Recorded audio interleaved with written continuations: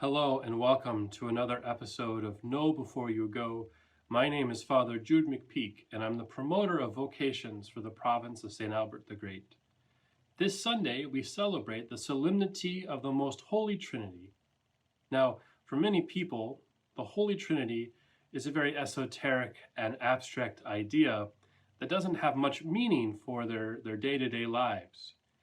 But really, when we get to the heart of the Trinity, the mystery of the Trinity, we see that it has deep implications for not just our faith, but for how we live our lives. Well, what do we mean by this? Well, there's a Russian Orthodox priest named Saint Sergius, and he once said that the contemplation of the Trinity, that through it we can overcome the hateful divisions of the world. Through the contemplation of the Holy Trinity, we can overcome the hateful divisions of our world. Well, how so? How can the Trinity help us in this endeavor? Well, when we look at the Trinity, we see that, of course, it's three persons all united as one. And in the Trinity, we see the perfect balance of both unity and diversity. The three persons of the Trinity are distinguished, are separate in some ways from one another. Each has its own person. We see this most clearly in Jesus, the Word made flesh, the Son of the Trinity, who came and lived among us, who walked among us, ate with us. And he had that relationship with the Father, the first person of the Trinity, and the Holy Spirit, which united the two of them. Each of the persons has its own distinct differences. And yet, despite the differences, they are all united as one. Diverse, yet united. The perfect balance. Now, we find it in our own lives, I think, easier to have unity with people that are similar to us.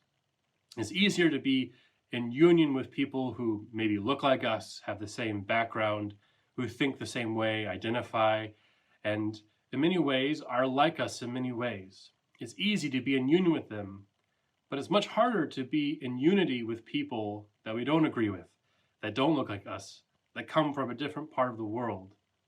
And it's easy for us to stay in that comfort of being around people that are just like us. But when we do that, when we hide or we remain sheltered, surrounded by those who think like us, we lose out on the grace and the beauty and the truth of God.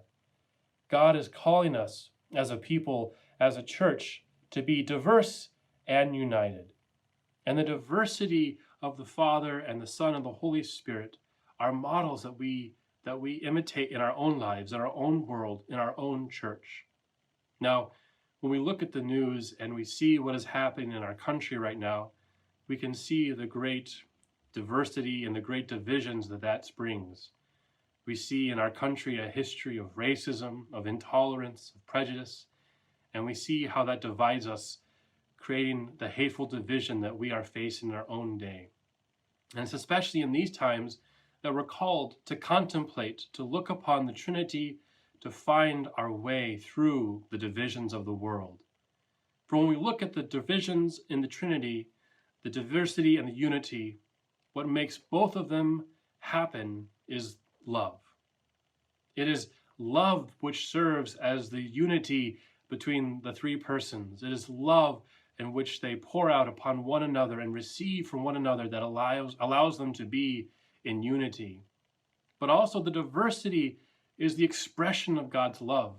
The diversity of the Father and the Son and the Holy Spirit are all different ways of God's love being poured out, of radiating.